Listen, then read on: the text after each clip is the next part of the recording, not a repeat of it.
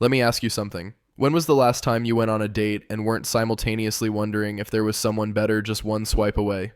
Yeah, me too. We're living through the strangest dating era in human history. We have more access to potential partners than any generation before us. We can connect with hundreds, thousands of people from our phones. We should be experiencing a golden age of romance. Instead, we're lonelier than ever, more single than ever, more confused than ever.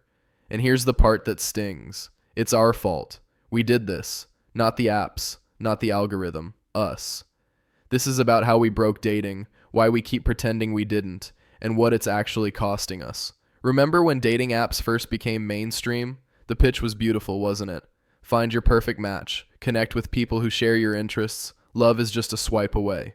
Revolutionary, efficient, modern. And for about 5 minutes it actually felt that way. You matched with someone cute, had a decent conversation, maybe went on a date. Simple. But then something shifted. The apps went from being a tool to being the entire game.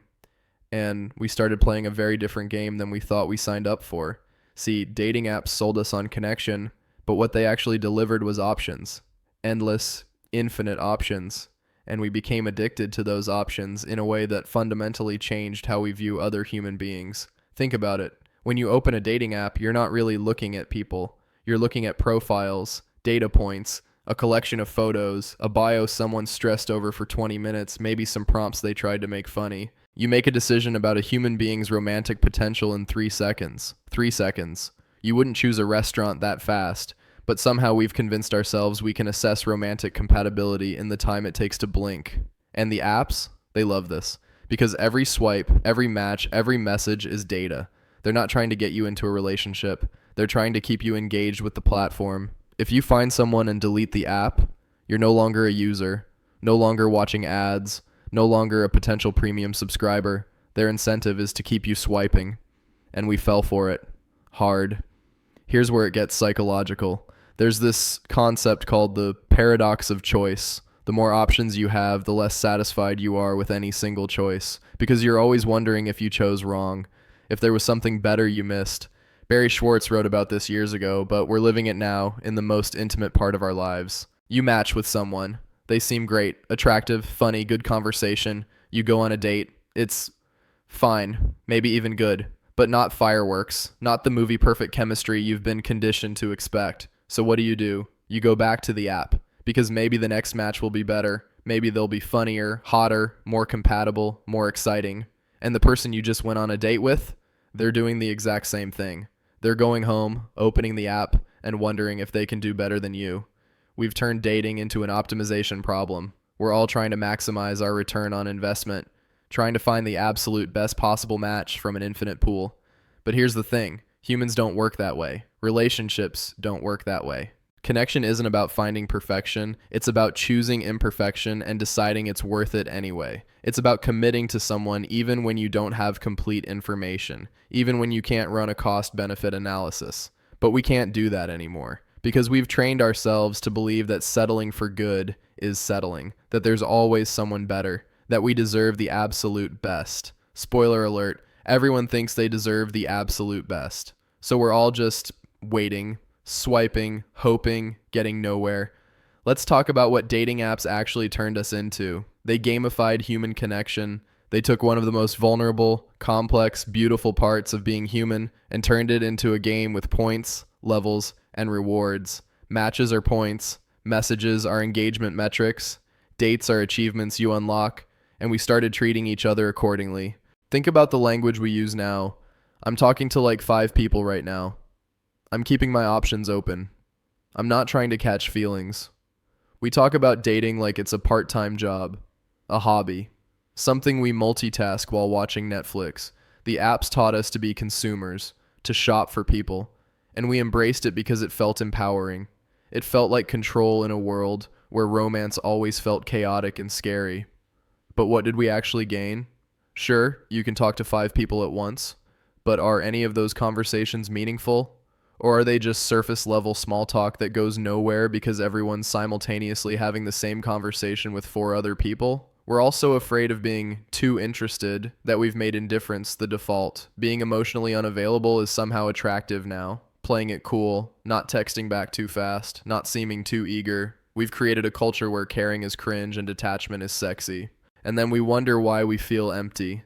Here's the darkest part. We've made each other disposable. One bad date, ghost them. One awkward text, unmatch. One photo that doesn't match the vibe you expected. Swipe left, move on, forget they exist. There's no accountability anymore. No need to have uncomfortable conversations. No reason to work through anything because there's always someone new, someone easier, someone who requires less effort. And I'm not romanticizing the past here. Dating has always been hard. People have always been rejected. Hearts have always been broken. But there used to be friction. You had to actually meet people at school, at work, through friends.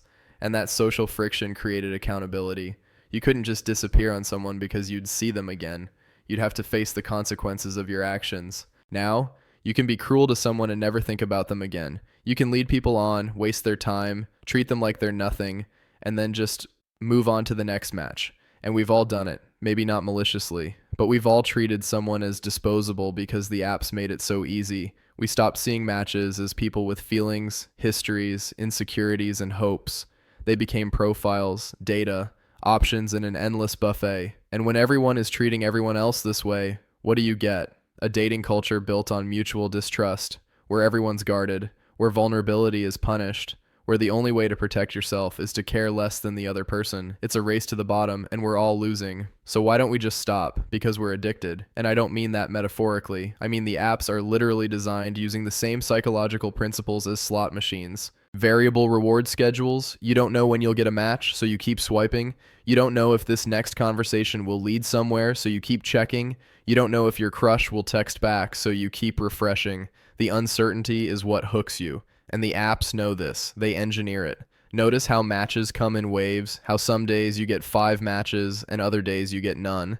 That's not random. That's the algorithm manipulating your behavior, keeping you engaged, making you feel like maybe if you just swipe a little more, upgrade to premium, boost your profile, you'll finally get what you want. And when you do match with someone, when you do start talking, what happens? You're simultaneously talking to 3 other people because you've been trained to hedge your bets, to never put all your eggs in one basket. So even when something good is happening, you're sabotaging it by treating it as non-exclusive, by keeping one foot out the door. We can't commit to getting coffee with someone without having a backup plan.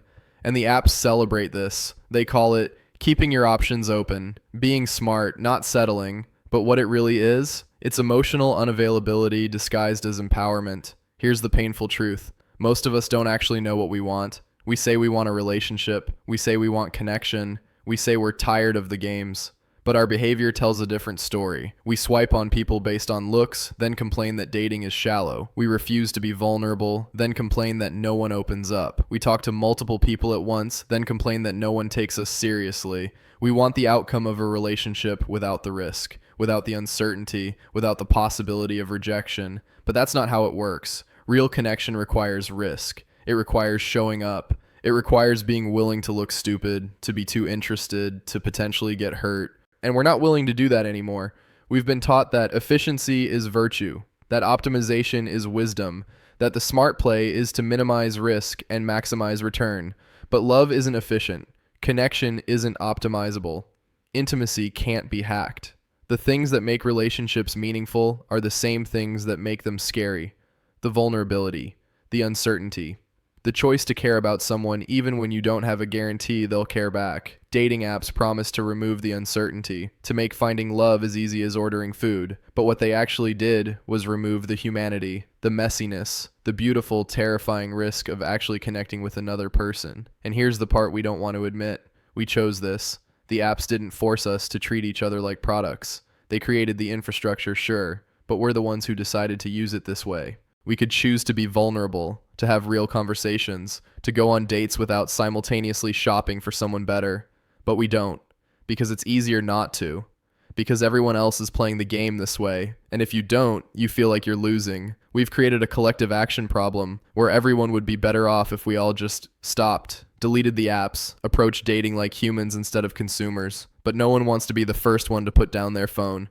No one wants to be the person who cares more, who tries harder, who risks looking foolish. So we stay stuck, all of us together, in a system that makes us miserable, but that we can't seem to escape because we built it ourselves. Every swipe is a vote for this system. Every time we ghost someone, treat a date as disposable, or keep 5 conversations going at once because we're keeping our options open, we're reinforcing the very culture we claim to hate. We broke dating. Not some faceless tech company, not society, us. And until we're willing to own that, nothing changes. So what's this actually costing us? More than we realize.